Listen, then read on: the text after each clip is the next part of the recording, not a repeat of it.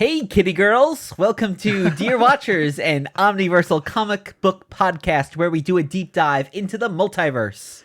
We are traveling with you through the stories and the worlds that make up an omniverse of fictional reality we all love.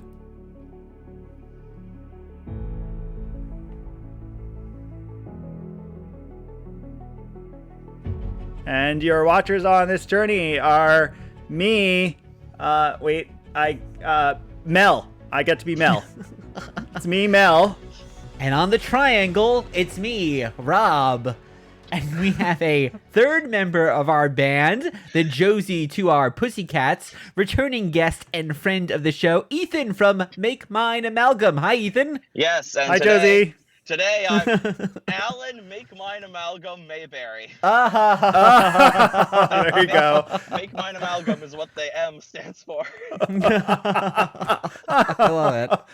That works well. Yeah. I'm curious. There's so many things.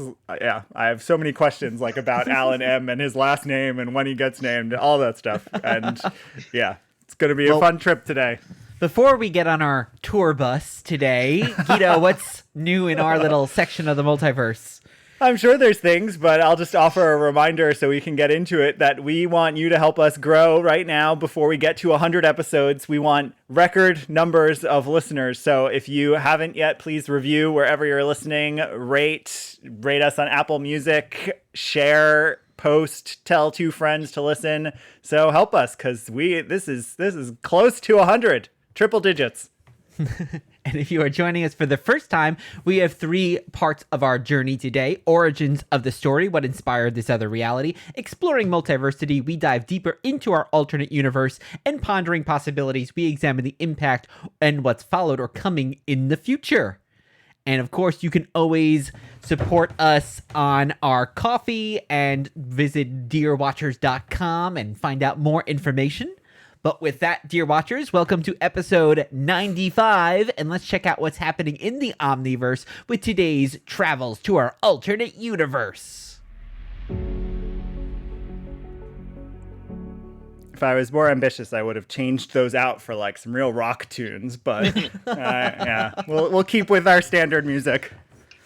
Yes, and today we have a musical trip ahead of us as we journey to answer the question, what if Josie and the Pussycats tried to stop the takeover of the world that comes through brainwashing 90s teens, turning them into capitalist zombies? Quite the question there.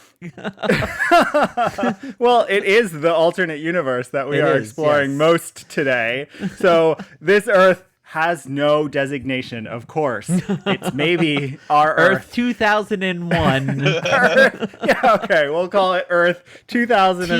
TRL 2001. All right, you got it. Earth TRL 2001 comes to us from a 2001 movie that will be the focus of our trip later today. But Ethan, you prompted this whole episode, but why this story for our trip today, Ethan? And we're going to get into a lot of detail, but tell us why. Well, long story short, it's pretty much my favorite movie in general.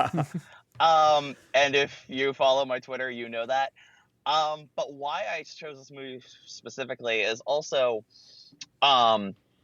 it's my favorite genre that the Pussycats have done, like of music, and pop punk is one of my favorite music genres anyway. So putting that together with Josie and the Pussycats just feels almost as right to me, if not more, than casting Jim Carrey as Riddler. Like it was catered for me. Yes, and so much of that music too is back now too. I mean, yes, the movie was made in 2001, but it has that 90s feel, that early 2000s. Very and all 90s, of this aesthetic has so come back, and Blink-182 just headlined Coachella, so it's back, baby, pop punk. Yeah. We're so current with the times on Dear Watchers. Well, let's start. Of course, we're talking about Josie and the Pussycats today, but they come from the House of Archie. So let's start with Archie Comics. And Guido, you're going to tell us a quick background, since this is actually our first trip through their world, the first of many, because they are a house of multiversity too. They are. And we've talked for a long time about doing some Archie stuff, and what better way to start than with Ethan. So the brand of Archie Comics started as MLJ magazines in 1939. MLJ is named for the three founders, Maurice Coyne, Louis Sibylcrate, and John Goldwater. The first comic was Blue Ribbon Comics, which was an anthology with sci-fi and crime, humor. And later in 39, they debuted The Shield, their first superhero, who was a rather patriotic superhero coming before Captain America. And John Goldwater was then inspired by the Andy Hardy movies, the all-American teenager torn between two girls, starring everyone's favorite Judy Garland. And John debuted Archie Andrews, Betty Cooper, and Jughead Jones in Pep Comics number 22 in 1941. And that was also drawn by the artist that we're going to learn more about today, who was instrumental in developing all these looks.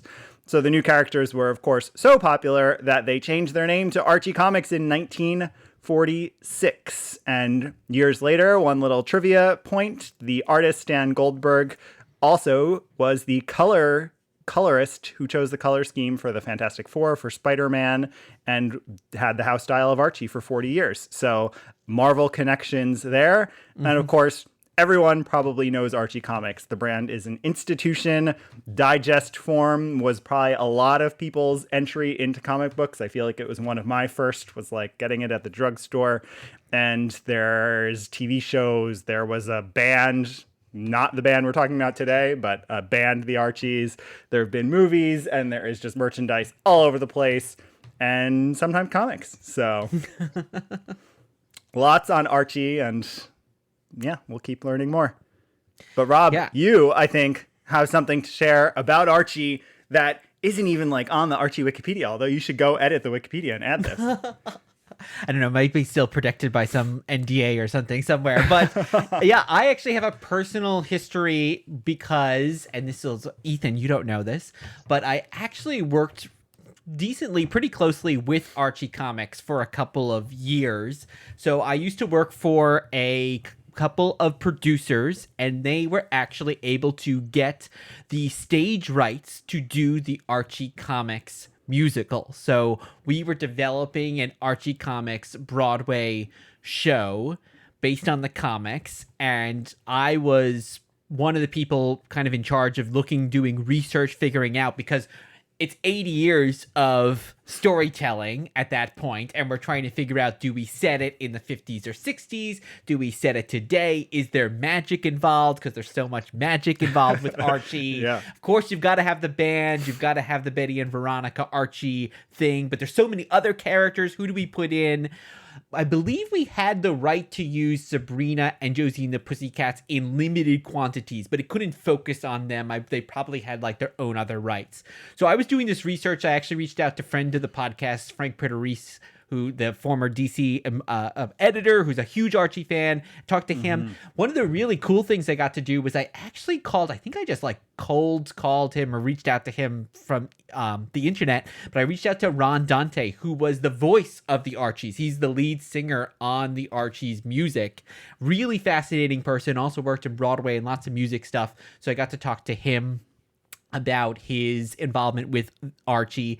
So we were developing this story, and we were actually working with the playwright and writer Roberto Aguirre-Sacasa on another project, actually. And then my bosses, the producers, told Roberto that we had the rights to do Archie, and Roberto was like, oh my gosh, I'm the biggest Archie fan in the world. I think he had already written a play that was inspired by Archie. Yes. So we had brought Roberto in to write the book for the musical, and that obviously, the musical obviously wound up not happening there, but Roberto got in very closely with the Archie family with the Archie team. So Rob is and- responsible for Riverdale. Yes. So He is. Riverdale had Long not story actually short, happened. Rob Yes, is responsible yes. for Riverdale. Yeah, Riverdale had not happened yet, and then Riverdale was happening afterwards. He joined the team as their chief creative officer. They wound up eventually getting Adam McKay and Will Ferrell signed on to write the book to the musical.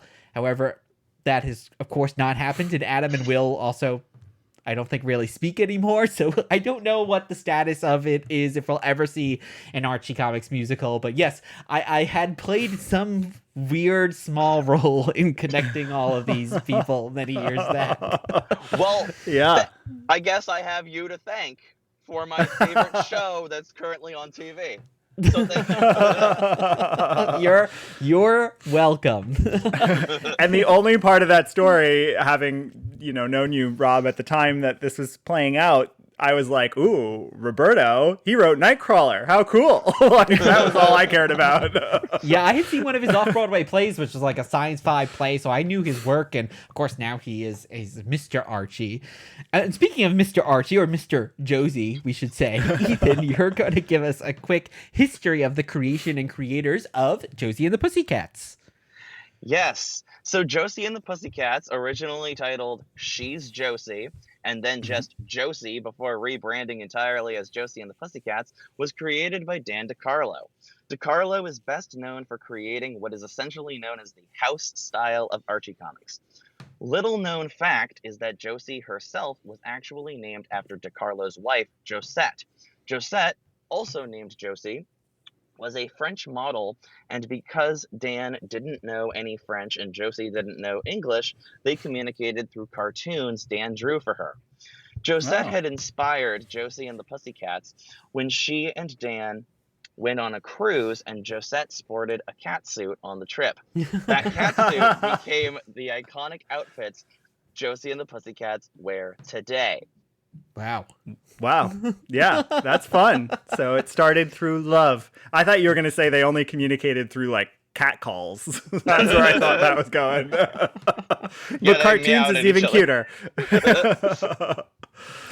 Yeah, and Dan DiCarlo, while he didn't draw the original Archie, that was Bob Montana, I think most people do consider Dan DiCarlo really the person who created what we now know as the iconic imagery of Archie and the gang, really sculpting that look and doing it for so many years. And then that was picked up by Stan Goldberg, who did it for 40 years. So I think everyone at Archie stays around for years and years. I think it really does have that family feel. And unlike DC and Marvel, it's not owned by a big corporate we even just conglomerate. looked into that a few weeks ago, you and I, because I was sure that like some capital venture firm must have bought them at some point, but no, they still retain ownership, which is very cool, because prior to, I'd say, like the MCU boom of Marvel and DC, like Archie characters were more recognizable than even Marvel and DC around the world. Like I think you'd have more people who knew the Archie brand than Marvel and DC. This is pre 20 years ago, but they really are massive. I thought for sure someone must have bought them at some point, but they're still family owned, which is very cool. I mean, John Goldwater, whose very idea was to create Archie the character. His son, John Goldwater, is the CEO and publisher of Archie Comics to this day, executive producer of Riverdale and the movie that we're going to discuss. So it's really stayed in the family all these years. Yeah. And let's talk a little bit about our background. So I mentioned, of course, a little bit of my odd background with these characters, but Guido, we'll save you, Ethan, for last because I know you're the super fan. But Guido, what's your background with Archie Comics and Josie and the Pussycats? Well, I think I probably was one of those kids who an Archie Digest was one of my earliest comics. I remember the Disney Digests more than the Archie, but I think they were there. I was never into it, so I probably read them as a kid. Then I moved on to superhero comics and never looked back. And I really never, ever have been into Archie Comics. I don't even know that much about Archie Comics, more than what most people know. I did read the, of course, Afterlife with Archie and the horror-related spin-offs, and I look forward to covering those one day because those are really cool. I tried to read the launch of the imprint that we'll talk about in our third segment today, but I just couldn't get into it because I have no relationship to these characters. I saw the movie that we watched today when it came out. I was in college and I loved it, and we'll talk more about that. Rob, you and I watched the beginning of Riverdale, but we never stuck with it past the first few episodes of that season. So I don't know a lot, actually, of Archie or Josie and the Pussycats, other than the 2001 movie. That's probably my only exposure to Josie, and other than the pop culture knowledge of Archie that everyone has, I don't have a deep well. So this has been fun. I didn't either. I actually never read the digest growing up. I never read the comics. I never really read it until I was reading it for work. And the one thing that struck me too is, and this comes into, I think, the creation of Josie, is they always are taking from the time that they're in. I was reading then an Archie in the 70s, and it's all about they get a pet rock, which was like a big trend in the 70s. And so they all follow these things. And then you get the introduction of Kevin Keller later when LGBTQ people are coming into the mainstream media more. So they're always kind of reflecting, I think, what the popular time is. And I think they're doing that a little bit more than Marvel and DC are, because we're having these all-American teenage characters there. So, and then Josie and the Pussycats, I remember when the movie came out, I was, of the three of us, really the one that it was probably geared to the most, because I was in early high school. But you never saw it until this episode. So yeah. So maybe you're the Mel of the group, actually. Exactly. And our Josie, Ethan, you're the super fan. It's your favorite movie. What's your background with Archie Comics and Josie and the Pussycats? Well, my background with Archie is kind of similar to Guido in that it was the digests that got me into it. I remember, I think it was in like 4th grade. I got just an Archie digest in my stocking. And basically I was introduced to it through that, and it was one of my first like non-superhero comics. And then again, like Guido, I don't want to say grew out of it, but like kind of dropped it for a while until I then went back and found all these weird crossovers like Archie and Punisher, Archie and Predator. And then and then Riverdale happened, and then it struck a chord again where I thought, oh, I remember liking these. Let's see how crazy this show is going to be, because I saw like, oh, they're going to do a dark, edgy version of Archie. Let's watch this train wreck. And I went in with kind of low expectations, but then I ended up, like I said, now I'm on the 7th and final season and tuning in every week, loving this wild, crazy, insane ride. And it is a weird one. My connection with Josie and the Pussycats, I think I knew that they were Archie characters, but I also knew them from the cartoon. And so, because of Riverdale rekindling my love of Archie, I basically tried to consume as much Archie media as I could while it took its first hiatus. I was like, I'm hooked again. I need more. And so within that, I found the movie, more specifically on my insane love of that later when we get to that. But my absolute passion. But obsession, I'd say. Sure, yeah, passion, obsession, tomato. Basically, I found that along with the cartoon and other Archie things during the hiatus, and I've been a fan ever since. Yeah, it's one of those cool stories. I mean, we hear a lot of those stories, or I think Rob and I have both shared our own, where you had like the seeds of something, but it was really something much later in life and much more recent that then like reignites the whole experience for you. And then you go deeper and you go into it as an adult and with more access to everything about it. And you can really start to absorb it and enter the world in a different way. And I love those stories of fandom. They're so fun. So very cool. Mm-hmm. Well, let's turn up the amps, go to the garage, and launch Turn into it to 11. Origins of the story.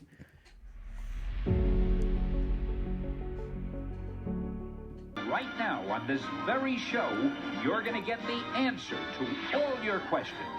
Our amazing story begins a few years ago. And first up is Josie and the Pussycats number 45 from Archie Comics. This was from December 1969. There's 3 stories in there. Decisions, Off to a Good Start, that's billed as just a Josie story, and Pussyfooting. So the bookend stories, the full Pussycat stories, are written by Dick Malmgren, penciled by Dan DiCarlo, inked by Rudy Lapek, no colorist credited, lettered by Bill Yoshida, edited by Richard Goldwater. And the Josie story just has Frank Doyle as the writer in the center. And we read this because Ethan constructed all of our readings today, but this is, of course, as he mentioned, this is the debut issue of Josie and the Pussycats, though numbered 45, because it's just renumbered from the Josie series. So before we get in, I'm curious, Ethan, can you tell us, like, how many of these characters were new in this issue? Obviously, Josie wasn't, but, like, is everyone are the other Pussycats debuting in this issue, or is this the debut of the band? I didn't do any research so that I could just learn from you, though I read it. It's the debut of 2. It's the debut of the band, because first it was all just Josie, and then she's Josie. And it's the debut of Valerie. Okay. It's Valerie's first appearance. Everyone else, the Cabot twins have been in there since, I think, like, issue 1 or 3. Alan actually showed up, like, maybe 41 or something. Yeah. But yeah, this is Valerie. Depending on the printing that you're reading, Valerie Smith, her first appearance. What do you mean by that, depending on the printing? Because in my edition, my updated edition, which is the same story, but they kind of updated some lingo and updated the name, her name is Valerie Brown. Oh, yeah, that's the one I read, because I read from the trade paperback. It Yes. was the only place to really find the trade this. paperback is where they rename her Brown. Oh, now, fascinating. Throughout the paperback, there are some editorial errors where they leave Smith in there. Oh. But not in that particular issue. But yeah, her name was originally Smith.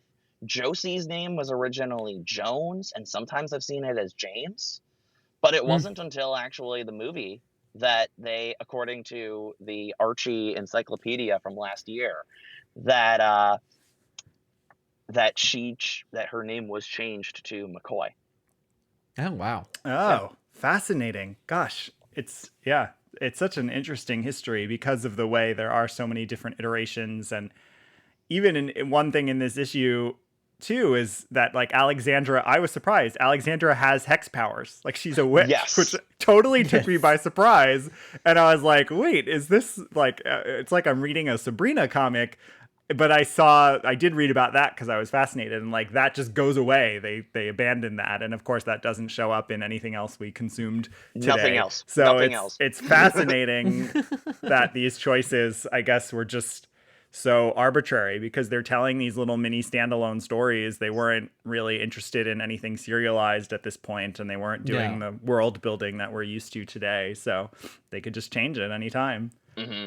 Yeah, even when we were trying to come up with the story for a musical, it's so hard because, unlike Marvel and, I guess, to a lesser extent, DC, everything's just constantly resetting. So you have all of this. You don't have any continuity to really pull from. And I think that's where even stuff like these name changes probably came from, is they felt free to just, okay, we're just going to change this now. Yeah. So was Josie musical prior to this issue? Like, did we know that Josie was interested, or was that also new in this issue? No. She was basically their attempt at doing, hey, let's make an Archie book, but it's a girl. Yeah. Oh, and Titular I saw character, some connection redhead. to like a Millie the Model type thing too, Yeah, that which was kind Marvel of was the doing. idea. And funnily enough, and we'll see her later too, but not in the movie. A character named Pepper Smith. She was actually Josie and Melody's friend in the earlier issues. But then they kind of just put her on the back burner after they introduced Valerie. She was never a pussycat. She's just been Josie's friend. She does actually show up in the Katie Keene TV show, the spinoff, the spinoff that I have kind of complicated feelings about with Riverdale. Yeah. Yeah, it's kind of convoluted. It's like, hey, let's make the spinoff about this character who's never really been on Riverdale, but the only character who's really spinning out of that is Josie. Yeah. Very weird. Yeah. Yes, and we'll get into that show, but yeah. And Guido, you mentioned Millie the Model, who predates Josie and the Pussycats. Guess who created the look of Millie the Model? But it was Dan DiCarlo, who also created the look of Josie. And then Dan was succeeded by Stan Goldberg, who also succeeded him at Archie Comics. So they really kept that all like when very small industry it was. Very small industry. So go ahead, Rob. Oh, I was just going to put it to both of you. I really feel like this could be called Alexandra Cabot featuring Josie and the Pussycats. Because to me, she's I would want to read that. She is the star of these issues. She probably has double the amount of dialogue that any of the Pussycats have. And it's really centering, it feels like, on her. And that Josie is just kind of there. I don't know, Ethan, if you feel like that, if that changes over time, but she definitely feels like she is the central character here. And because we want to laugh at her, and she's the one with the great and she's the villain lines. too. She's the villain, yeah. Yeah. It definitely does change, especially in the movie. But her being kind of the main character, that's exactly how I feel about the cartoon. It's all about her and Melody, really, because Melody's the comic relief. Oh yes, Melody's got the great lines. You have Alexandra, who her whole thing is, oh, I'm jealous of Josie. I should be with Alan. I should be the leader of the band. And we see that in pretty much everything with her. Yeah, and even I mean, the first line of the first issue, the first appearance, is her saying, "We either call ourselves Alexandra's Cool Time Cats, or I don't play with the group." So yeah, we're really kicking off with that as the core conceit. And the other thing, go ahead. I was gonna say, I guess she's really like the Reggie Mantle stand-in too, right? The frenemy kind of character. Although because she seems a lot more fun than Reggie is. Yeah, well, she's got a streak in her hair, so yes, that girl's got a skunk on her head. I also was really surprised. I shouldn't be, because I did read a lot of Kevin Keller, and it actually felt very similar to Kevin Keller. I didn't mention that earlier. I did read Kevin Keller stuff when it was coming out, just because it was so groundbreaking that this was happening. But the introduction of Valerie, I love that it just is there, that she's the black bandmate. There's no mention. Obviously, they're doing this, a little late into the civil rights movement, but still at a moment. It's 1969. It's a pretty revolutionary year in history. And I just love that there's nothing, no part of the plot is about that, at least in this issue. And I'm assuming that probably persists. I'm assuming it's never a part of the plot. I've never remembered anything being about that. They kind of do that a little bit in Riverdale, especially to kind of help backpedal some behind the scenes ickiness. But yeah, never in the comics they've really done that with classic Josie anyway. Yeah, it's pretty cool. So, I mean, this was fun. It's typical Archie fare. I love how quick a read it is, because if you're not like getting super into it, it goes by quickly. And that's not to say like I hated it or anything. It's just to say I kind of like the bite-sized nature of Archie stories, because it never feels like it's dragging, even in the moments where I'm like, I don't really care about this subplot or whatever. So it was fun to explore this. And now let's explore some more. So my feline friends, it's time for exploring Meowtiversity. Oh no, that doesn't.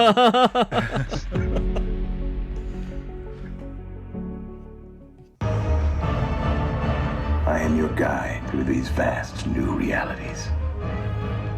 Follow me and ponder the question, what if?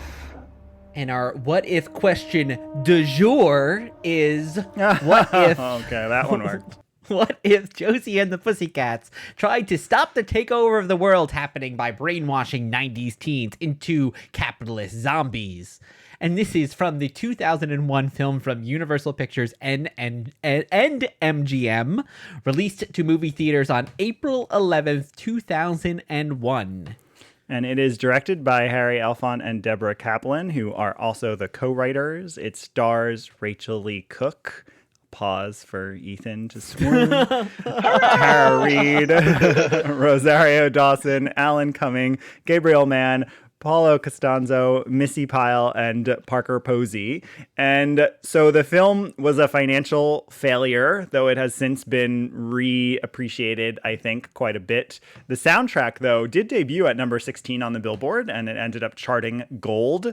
There was a planned adjoining cartoon reboot, and we will deal with all the cartoons of this world in another episode. But since the movie failed, they never pursued that. And I do have to add in that in 2021, Du jour and Rachel Leigh Cook's Josie appeared in Robot Chicken special, which we will also cover one day in a future episode, because there is a lot of Josie in space for some reason. But not in this movie in 2001. So, I guess should we start with you, Rob, since it was new to you? Your overall take on this film? Overall, I thought it was really fun. I laughed a lot. Actually, Ethan, the line that you referenced earlier, that girl has a skunk on her head, was probably my biggest belly laugh in the movie. And I was really surprised that a lot of it was satirical. I didn't know that it was a lot of this making fun of the industry. And I don't remember, obviously my memory is hazy on it, but I don't remember it being pitched that way to audiences when it came out in 2001. I think it was very much shown as, oh, this is the kind of thing that you would see on TRL. And at that point, I was probably watching more movies than any other time in my life, and was a big movie snob. So to see, oh, it's this movie, and it's about this girl band, and it's got all these celebrities in it and stuff like that, I would have totally been turned off from seeing this. And I think a lot of that was probably how Universal and MGM decided to market the film. They did not show it as being a satire, as being an in-joke kind of movie. Yeah, well, let's give a quick summary. Go ahead. Yeah, Ethan, talk about the marketing, and then I'm going to try to give a quick summary for people who haven't seen it recently. The marketing is awful. Like, the movie is great. Bias aside, the movie is great. Some might even say it's the best movie ever. Join the army. However, I watched the trailer after I had seen it, probably the first 15 times I'd seen it. And I thought, oh my God, I'm so glad I watched this blind. I watch a lot of movies blind, unless I'm at the theater and I have to watch trailers. I just love to watch them blind, especially if it's just like on the basis of, oh, this actor I like is in it. This actress is in it I like. Usually Rachel. But I'll watch something for an actor as opposed to by a trailer. And then I'm very, very surprised by how good or bad or middle ground a movie is. And I feel like I'm able to make my own decision instead of, hey, here's the trailer we're feeding you. But yeah, that trailer does not sell the movie well. See, I think I guess, being a little older and being more into pop culture as a young person than I think you were, Rob, this was like aimed right at me.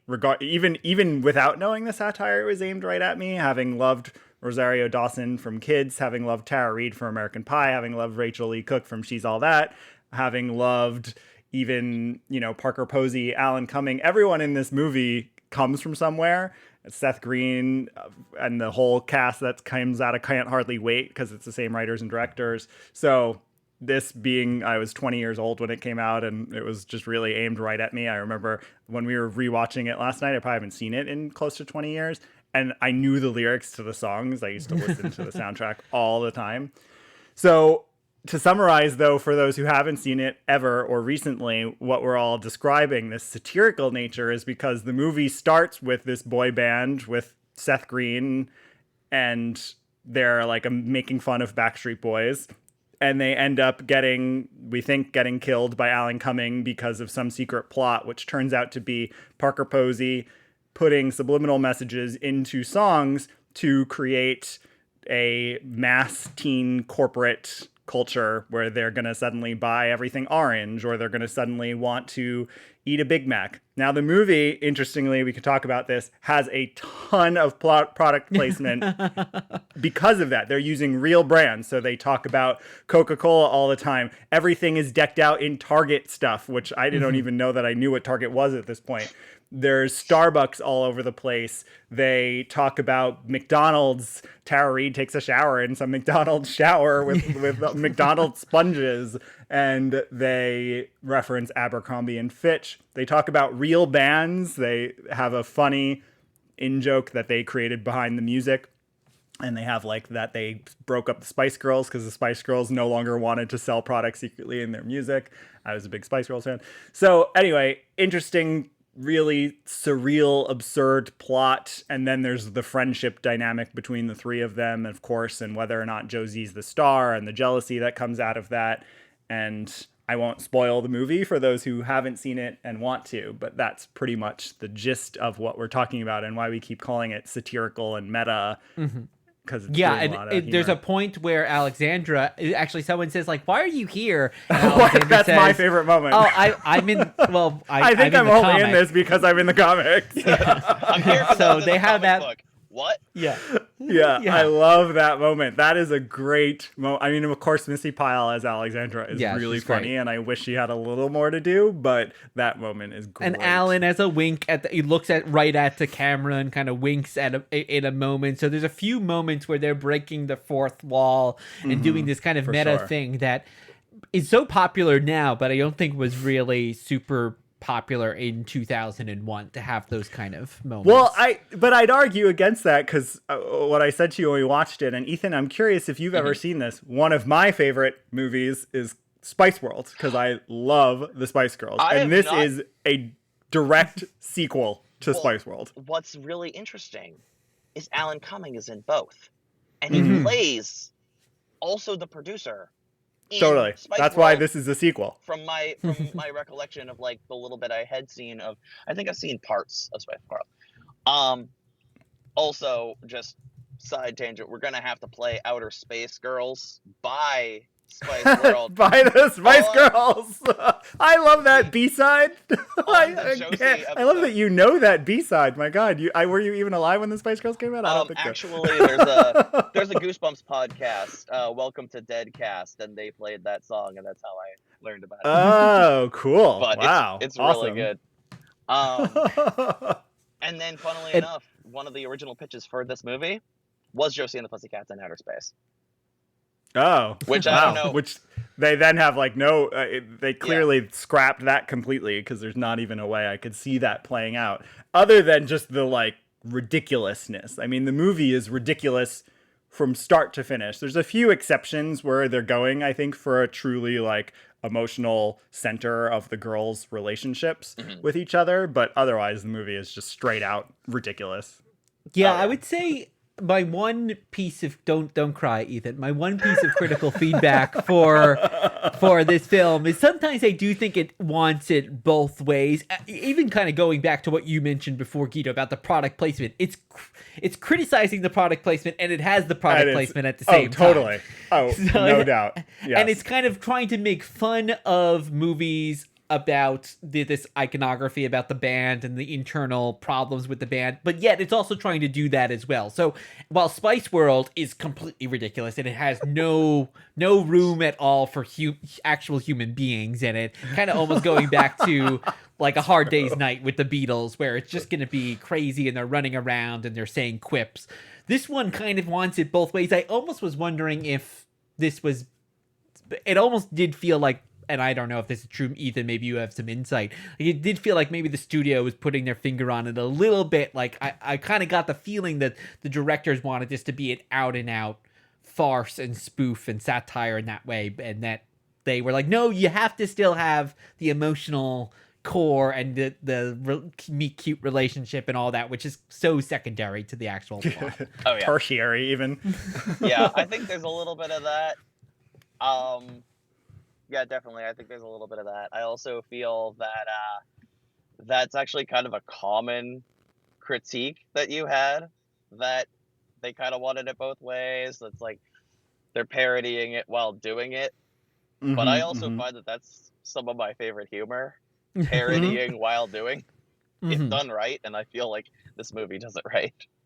Yeah. Yeah, And I then I agree. think- And you know, in that way, it reminds me of a movie actually it references, which is Charlie's Angels. And I'm curious, like, what was happening, because it feels very similar. And the way I think in this case it's most similar, Rob, is Charlie's Angels was the same thing. It was trying to almost spoof, be a campy version, like take in the 70s ridiculousness of Charlie's Angels and laugh at it with the audience, but it also was trying to be a real action movie at the same time. And so this and that feel very similar. And of course, the reference is that on the screen in this, they say that they've cast a Josie and the Pussycats movie, and the three girls are going to be played by Drew Barrymore, Lucy Liu, and Cameron Diaz. Cameron Diaz. So, yeah.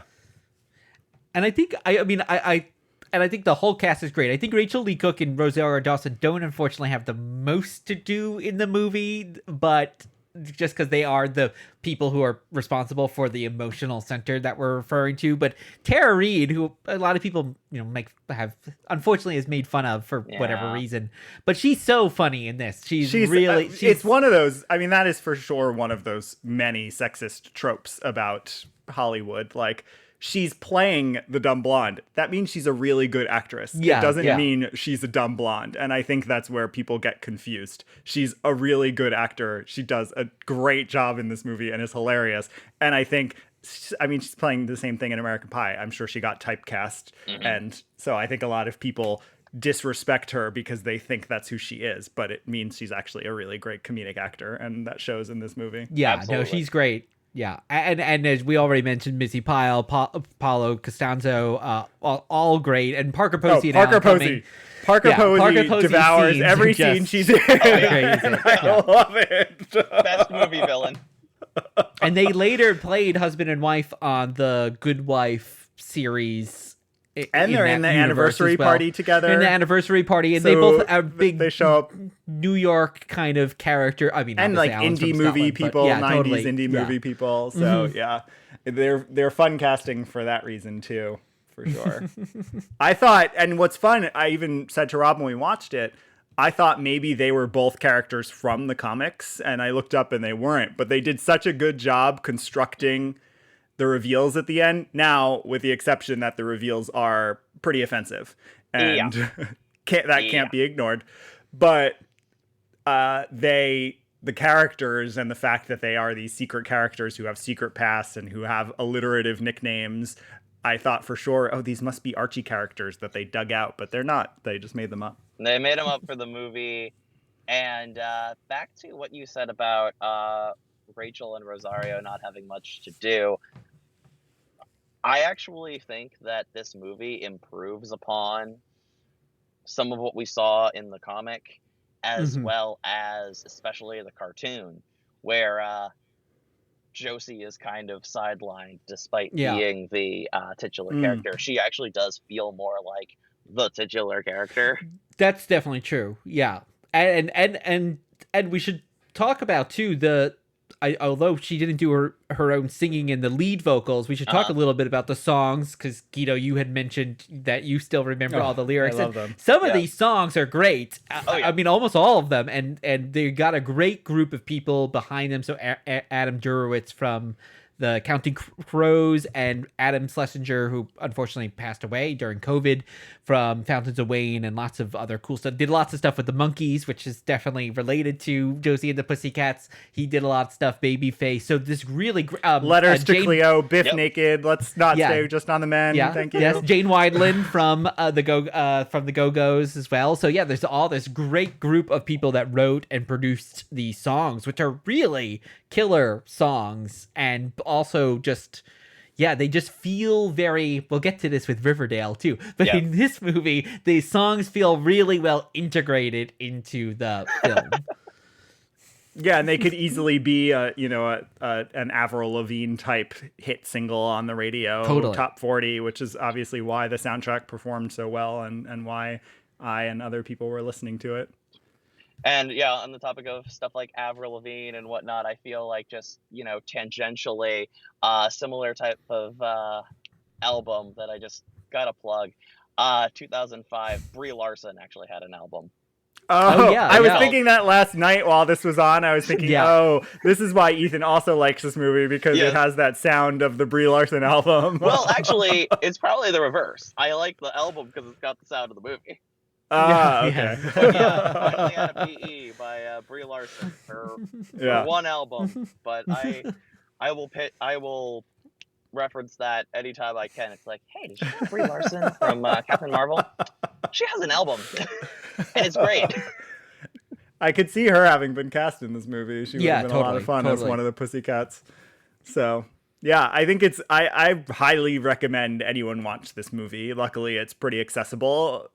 Unlike a lot of movies that have a lot of music or were of an era, of a moment that we've lost. I think sometimes you have a hard time finding 90s and 2000 early movies, but this one's out there, so I think people should go watch it. And speaking of Brie Larson, the other thing that this really reminds me of, and if you're a fan of Scott Pilgrim, I think the Scott Pilgrim movie, I think you'd also be a fan of this, because it also does that great same thing of really integrating being a rock and roll movie, but also having that it knows it's a movie, but which they both do, which is still a somewhat and trying to pull in the feeling of the comics, but make it a movie. I think they both do that, and in very different ways, because Scott Pilgrim is using the manga influence of the comics, and this is using the Archie-isms that we know and all the tropes of Archie, but they're both doing a great job of giving you the feel of the comics while making something totally different. Mm-hmm. So... we real quick, just because we usually wrap up on the alternate Earth to talk about if it's been revisited before. So like I said, other than the robot chicken, this Earth hasn't been revisited. Now, there is lots of potential in the multiverse of Riverdale, which we're about to get into in a second, that this could come back. But do either of you want to go back to this Earth, either in a comic or in a movie or in something? Like, do you want more of this alternate, Josie? Well, I'm the king of revisiting this movie. Short and sweet, I had a thing that I called Josie Quest, where it was my quest to watch this movie every day for a year. And how successful were you? You did it? You were 365? Oh my gosh. 366 because I was a wanted leap to year? play it safe. I don't think it was a leap year. I wanted to play it safe. I was afraid I had lost count. I was like, you know what? Better safe than sorry. Let's just watch it one more time. And yeah, long story short, there was another podcast that I was listening to. There's a guy on Twitter who used to work for Comics Alliance, at the Chris Haley on Twitter, and he was talking about how he watched Mortal Kombat Annihilation every day for a year, and that must have seeped into my subconscious, because I had had a dream that I had watched the Archie direct-to-TV movie to Riverdale and back again, and I think I made the right call with it being Yes, Josie. I definitely think you made the good call there. But yeah, he's definitely one of the inspirations why I did that. But yeah, that's actually how I developed like such a fascination with just this movie. Could be Stockholm Syndrome, I don't know. But I definitely developed my passion, crush, etc. on Rachel Leigh Cook. But also just like I sought out like other like stuff with other people in this movie, or even if I didn't, like I would watch a movie and I'd be like, I'd find somebody who was in it. Like it would be something as simple as Parker Posey's in You Got Mail. I didn't know that going in. But also like Tom Butler, who plays Agent Kelly, is on a couple episodes of The Flash. And I'm like, oh my God, it's still ingrained in my soul. Yeah. Yeah, that's the nice thing about having such a great working cast is you get to see them. It's so funny too, watching a movie where part of the plot is that listening to their music makes you just want to listen to it over and over again, and that is exactly what you have done with the movie. So maybe there really are Parker some little Posey's messages in there. So we know you would consume a sequel or a requel. I think it lends itself really well to it because of the meta nature of it. I actually think that it would be really fun, whether it were a Riverdale episode or a Sabrina episode or a new movie or a miniseries. Like I think that they could totally do it with the right script. I think it would be satirical about like social media culture now and what that means, and you could easily bring back the cast if they were all willing. Well, I think it would be really fun. Something I'm thinking too is something else that had a same tone and that this was reminding me of is the TV show Girls 5 Eva, which is about this girl group from the 90s that comes back, and it's about them now being that much older. And I think you could also have this, and we're also Girls dealing 5 with Eva this is like a sequel to this. That's true. And we're dealing with this 90s nostalgia, and we're seeing some of these acts like Blink-182 just coming back, and they're always talking about the Spice Girls, trying to get all of them to come back. So I think there's a Britney Spears Broadway musical that's about to start. So it would make sense that, we're bringing back Josie and the Pussycats now at their current age, and also talking about like, okay, now there's Gen Z fans that grew up listening to their music. I think there's something there that you could really explore in a movie. Well, and who of us remembers Together? Oh yeah, totally. Yes, I do. Yes. So Together, number 2, GETHER, was an MTV parody band that they made a movie and TV series following this parody band. They're basically du jour. Chris Farley's then they brother actually is one of them. Recorded an album and all that stuff. So it's Girls 5 Eva, Together, and this all occupy the same space and could easily connect and come back together. So. Literally together. Yeah, exactly. But yeah, I love that idea. I also would love to see an animated series. That way they definitely could have everybody return. And also you could have them meet the Scooby-Doo gang again, because they did meet in the cartoons. Yeah, it is a natural affinity. Well, the subliminal messages I'm getting is it's time to move on to our final segment, which is Pondering Possibilities. Will the future you describe be averted? And Guido, what are we talking about for our Pondering Possibilities? Well, Ethan picked these, though we went back and forth on trying to pare a list down, because Ethan would have had us doing every Josie issue on one episode if we could. We could spend a year watching Josie every day if Ethan was able to choose, because he loves it so much, which is amazing. So instead we landed with the modern reinterpretations of Josie. So we're going to look at one of the most recent, other than the Outer Space, reboots of Josie, and I'll explain more on that in a moment. And then we will look at the Riverdale episode that reunites Josie and the Pussycats.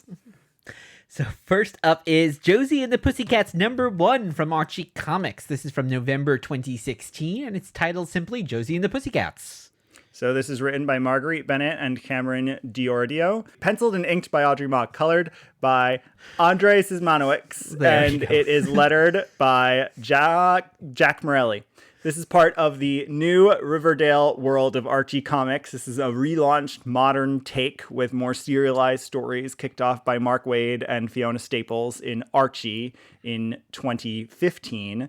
And so this is about a year into the imprint. This Josie, it lasts 9 issues. The imprint wrapped up fully in 2020. And we just read the first issue of this reboot.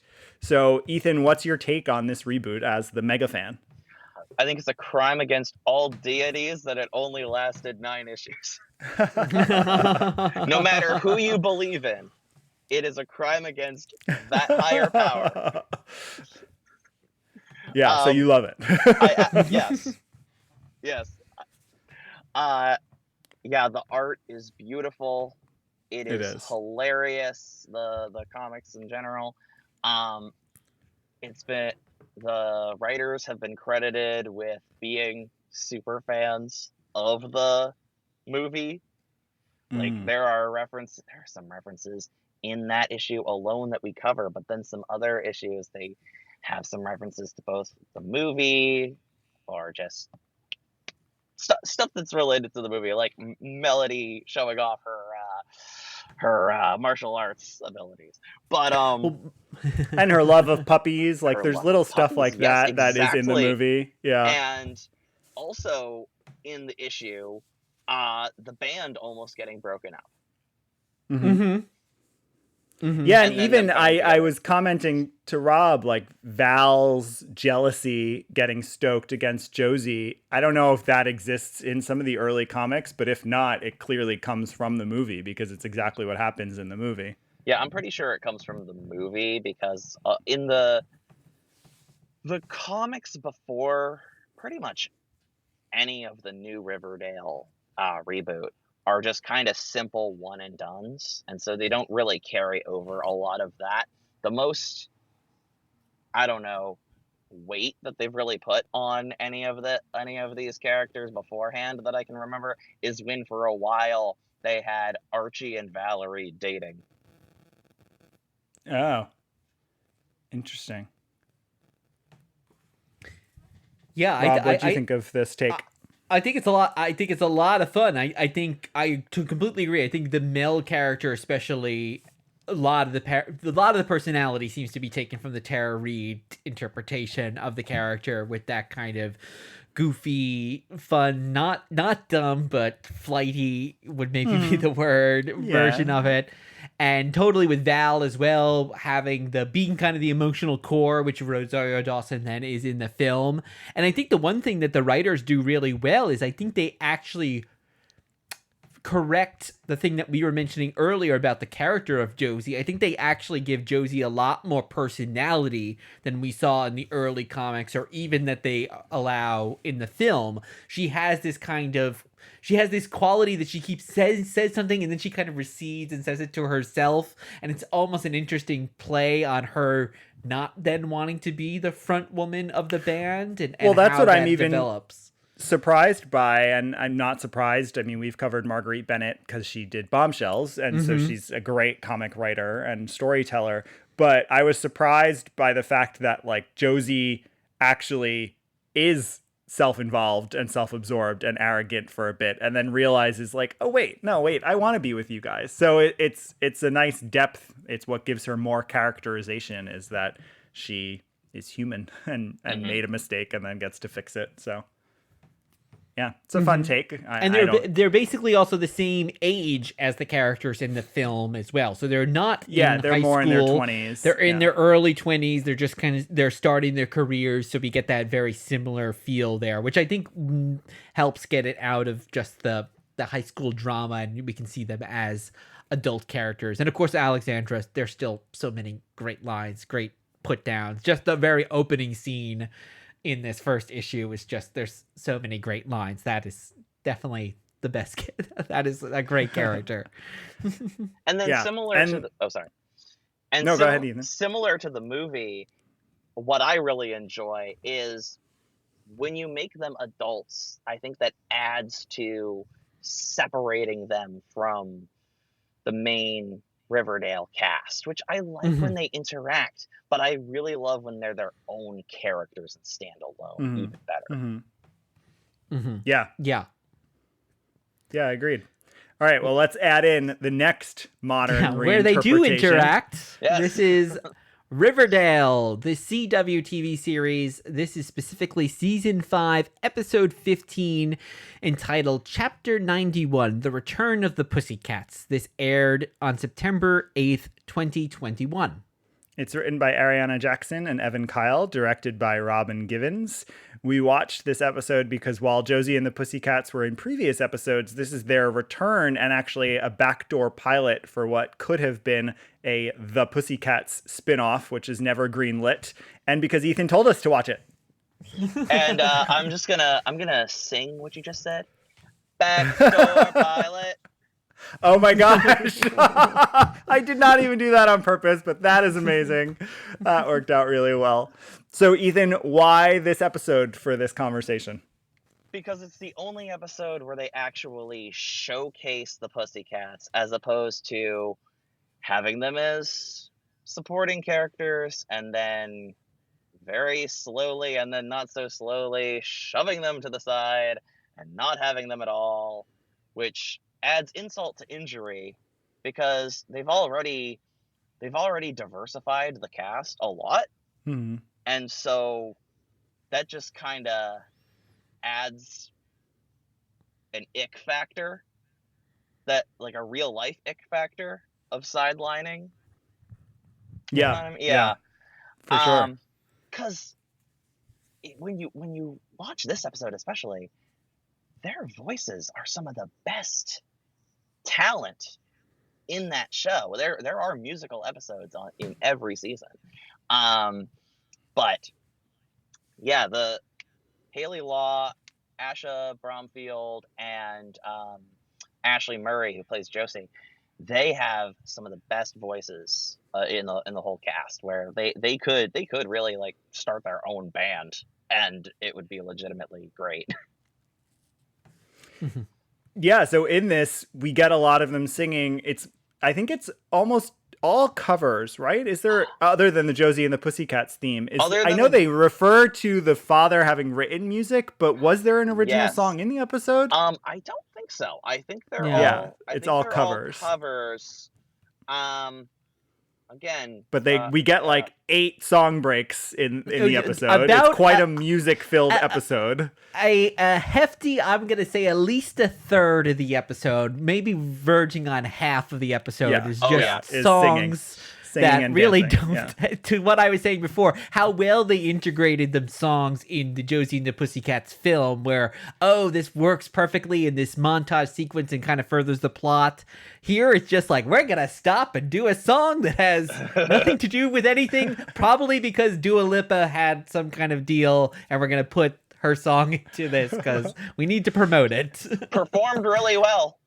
Performed very well, but it really has nothing to do with anything. You either like the songs and skip the other scenes, or you don't like the songs and are only watching the other stuff, it seems. So a real quick summary for anyone who hasn't watched it, and we watched it as a standalone. It works as a standalone since it was a backdoor pilot. Josie returns and reunites with the Pussycats. They do it as a fundraiser. Bunch of other subplots happen that are pretty contained, though. This episode really does shift focus to Josie and the Pussycats. And then they leave to do a tour after that and also investigate her father's possible voodoo-related murder. So that is setting up a series that we never saw and never revisited. And it's a very unusual episode for a few reasons. One, because the main Riverdale cast is really to the side. I think Jughead maybe has one line, if that, basically in the whole episode. And then there's a lot of other people. There's a lot of stuff we're really dropped into the middle. So Alan M is a character in here, we're all treated as if we know him before. But Ethan, from my research, it didn't seem like he had ever actually been on the series before. No, this is his first and I believe only appearance in Riverdale, and he's dating Valerie now. And Melody, actually, I didn't get a chance to mention this when we were covering the comic, but we can do it now. She's dating a character named Nancy, who in the comics is another character's girlfriend. She's Chuck Clayton's girlfriend. So I don't know exactly what the sexuality of Melody Valentine in Riverdale is intended, but she was intended to be bisexual in the 2016 comic. And if you look, you can see she's on like some Tinder, Bumble like app, and she's matching with both guys and girls. Ah, Oh, okay. fun. That's a fun notice that you had. Yeah, it's a very and then odd. Alexandra Cabot debuts here too, and Yeah. again, it's set up that she has a history with Veronica, but that's as far as we could see wasn't And ever when actually with on the Josie, show. she has a line where she was like, "Oh, so it happens that I'm back in Riverdale the same day as Josie," but then it was like, "Oh, I guess they don't really have a relationship." They do, because Oh yes, and Alexandra and Alexander, as well as Pepper, who we see as the barista. Pepper's the barista, and also friend of Josie pre-Valerie days. Those are all characters in the Katie Keene. Oh, they came show. over Oh, from yes, Katie yeah. Keene. Okay, And so okay. after Katie Keene had ended, they started bringing some characters into Riverdale. It would have gotten a second season if, I don't know, if the show was called She's Josie? But what do I know? Yeah, so it was fun to see this alternate take on Josie. This show is not for me as much as I want it to be. It has a lot of ingredients that I feel like I would like, but every time I watch it, I don't enjoy it, and that's just because it's not for me, and that's fine. So I remember really liking the yeah. first when we watched some of the first season, but here what I would want more, and which I think the movie does, is they never really. It's a very serious show, or from this episode at least. They don't actually ever there's none of those winks and nudges that we get from the film. Everyone always talks like this, like everything's really seriously and kind of in a little bit of a hushed tone. Yeah, you get that CW feel, and it's where Guido and I were saying it's a soap opera. Of course, it's got that soap opera element where you're jumping all between the different stories. But when you watch, I think, a soap opera today, at least, they do seem that they're aware of the ridiculousness of it. And here it's either they're not aware of it, or they are, but they don't want the audience to know. It definitely seems like there's a disconnect there for me that I didn't get in the early ones. Alexandra doesn't get to be sassy in this. She the performance is trying to give you a little bit of that sassy edge. I like that they even have the skunk coloring in her hair, but she never gets to say something funny and mean. I don't know why. It would have, one line like that could have been a moment of humor. So yeah, there's a few bits like that where it just never fires for me on all cylinders. We should also mention there's one really weird. Yes. Well, I wanted to mention one trivia. The movie inspired moment. But then one thing about the movie. No, I want to that mention one, the movie inspired moment. Go ahead. You say that one, because let's dissect. Is it actually a joke or not? I don't know. Ethan, you have to tell us, why is there the most obnoxious, most obvious, strangest product placement with Old Navy in the middle of this episode? They carry the shopping bag with Old Navy, put it on the table, pull out the outfit, and she's like, I got my Old Navy baby jumper. And it's just, you're like, whoa, has the CW started doing product placement like this? CW, and I don't know if it's the movie, if it's making a joke about the movie, which would make it really fun to me. But if they are, they are not letting on whatsoever. I am going to make that my headcanon that it was at least an accidental reference, but the CW does do that, and it's very weird, especially with Riverdale, because sometimes they will do what Archie Comics does, and they'll be like, oh, I got this package from Glamazon, which they do on freaking Archie all the time. But also, there's also a scene in some other episode, Archie whips out a chime card, and I'm watching it the next day after it airs.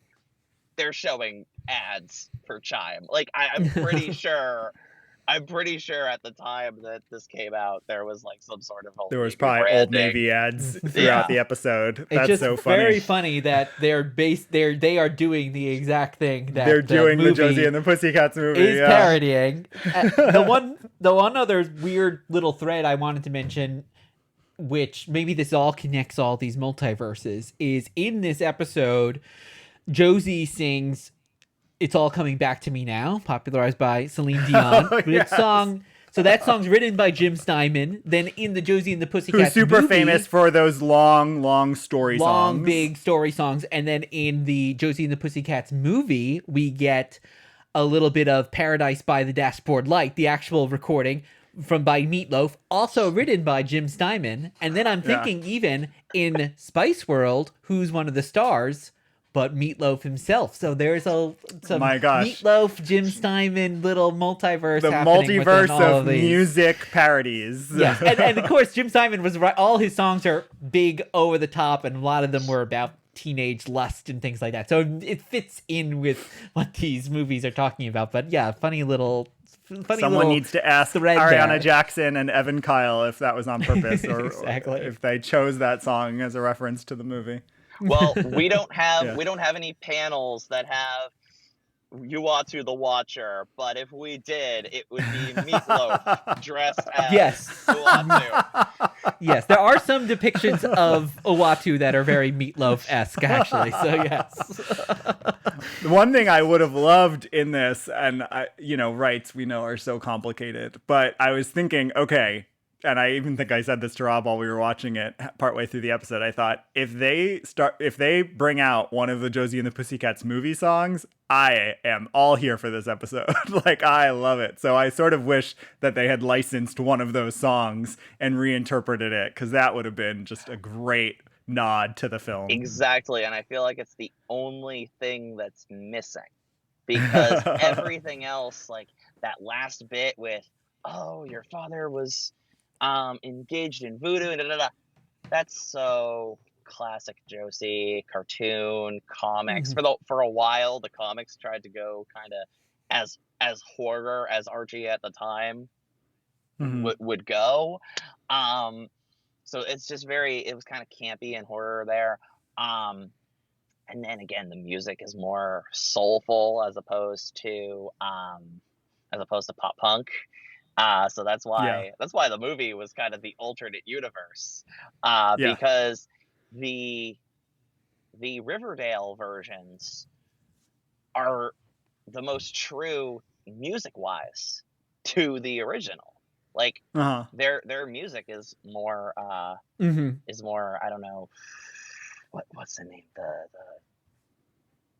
the name will come to me. The name of the band will come to me. It's another trio. What is the name? It's The another Supremes. Supremes. Thank you. I don't know. Oh, I saw and in the trade paperback we read, Janice Chang writes an introduction to the issue after the debut issue and talks about the influence of the Supremes on Josie and the Pussycats. And in Katie Keene, Josie even does a cover of "Can't Hurry Love." Oh, okay. Oh, fun. So yeah, there are some direct references to that genre and the groundbreaking nature of that band. Yeah, that's very cool. So a fun exploration of Josie that I know we're going to return to when we find her in a galaxy far, far away. Yeah, you could almost say we're going to get the band back together. One last tour. So, dear watchers, thank you for listening, and special thank you, Ethan, aka Josie, on this episode. Josie, can you please direct listeners on where to find you, why to find you? Well, you can find me on MakeMineAmalgam on Twitter, where I will talk about Josie. I'll talk about just pretty much anything and everything. Rachel Leigh Cook. Absolutely, Rachel Leigh Cook. Which, for shame, I still have not seen her new movie on Netflix. Oh, she's got a new movie, Tourist Guide to Love, I think it's called, and Missi Pyle is also in it. Oh, that's Look at that. fun. Oh my gosh. So yeah, You heard it here first. As of this recording, I still haven't seen it, so I don't know. Do you watch every Rachel Leigh Cook movie and just imagine it's Josie? No, I actually I just try to see her range and whatnot, and I'm so because I was gonna say, go ahead. I'm so happy that she's doing like more fun movies now, because there was a time where a lot of her stuff was so bleak and kind of hard to watch, because is that like the Hallmark era? No, sappiness? The Hallmark era stuff is cute and fun, but I want her to do more stuff like She's All That and Josie and the Pussycats, and even this one movie with Johnny Galecki called Bookies. And this one movie she did with Alicia Silverstone and also Paulo Costanzo and Woody Harrelson called Scorched.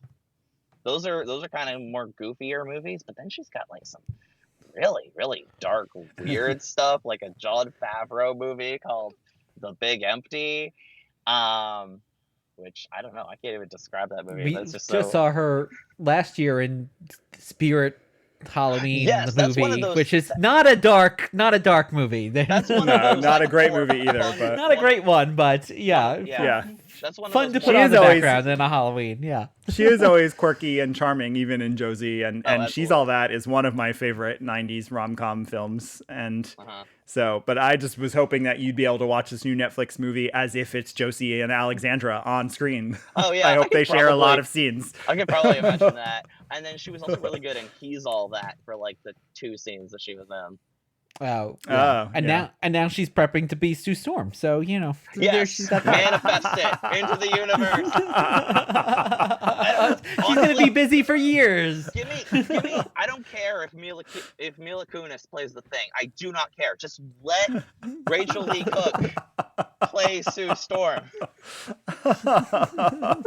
Well, from your mouth to Kevin Feige's ears, and so. Please, everyone, go follow Ethan, and thank you for listening. I have been Guido. And I have been Rob. And our reading list / watching list / listening list is in the show notes. You can follow us on all social media at Dear Watchers. And leave a review wherever you listen to podcasts. We'll be back soon with another trip through the multiverse. In the meantime, in the words of Uatu, actually, we should quote Josie. Ethan, what's a Josie quote? I'm Trent Pimp. There you go.